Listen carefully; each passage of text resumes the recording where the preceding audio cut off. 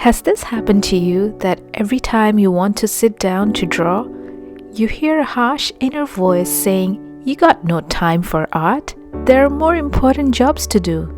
Do you hear that and maybe give in and move on to those other jobs instead? Well, this would happen to me a lot, and I struggle to fit art into my life.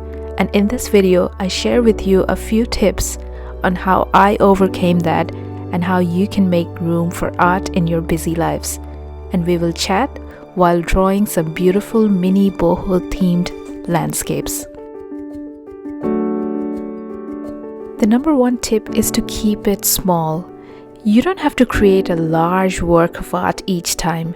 You could make small drawings in 5-minute segments, and that's exactly what I'm doing here. I've drawn a bunch of little windows or shapes on my sketchbook, and I'm gonna fill them each with a mini drawing. I don't have to fill all these windows at one sitting. I can perhaps do 3 now and come back later and pick up where I left off. Just use small pockets of time during the day to do little drawings.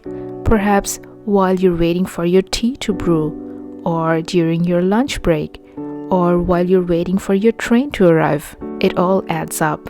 And just like that, we have completed one little painting. I drew a pretty little branch over 2 blobs of color and added some patterns to add some texture. Barely took us a minute or so, isn't it?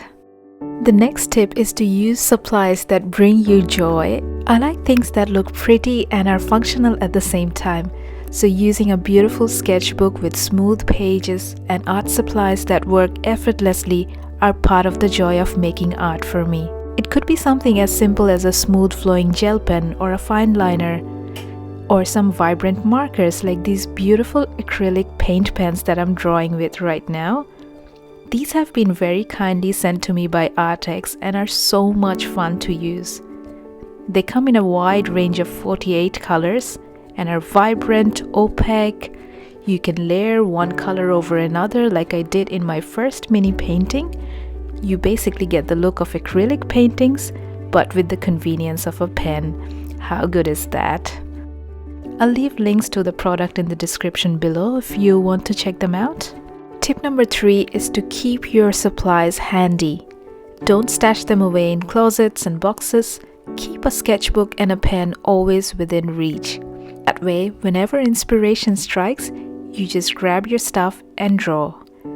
I keep multiple sketchbooks in a few places. There's always one on my kitchen table where I spend a lot of my time each day, one in my bag so I can draw when I'm waiting out and about, one near my bed. The final tip for this video is to keep your drawing prompts ready.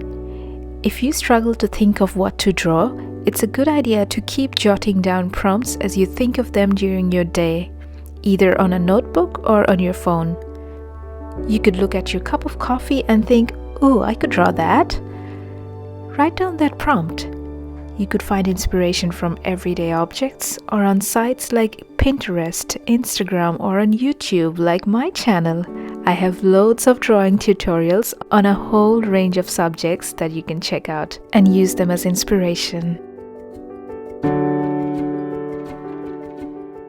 At the end of the day, all that matters is that I did draw something. Doesn't matter what it was. Are my drawings masterpieces? Probably not, and I don't care. What I care is how it made me feel. Drawing calms me down.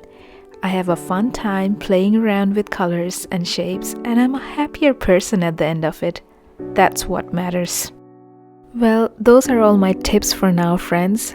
I hope you found them useful and you get to make time for art in your busy lives and enjoy every bit of the creative process. If you have any more tips or thoughts, share them in the comments below and I'd love to hear from you. And I'll see you in my next video.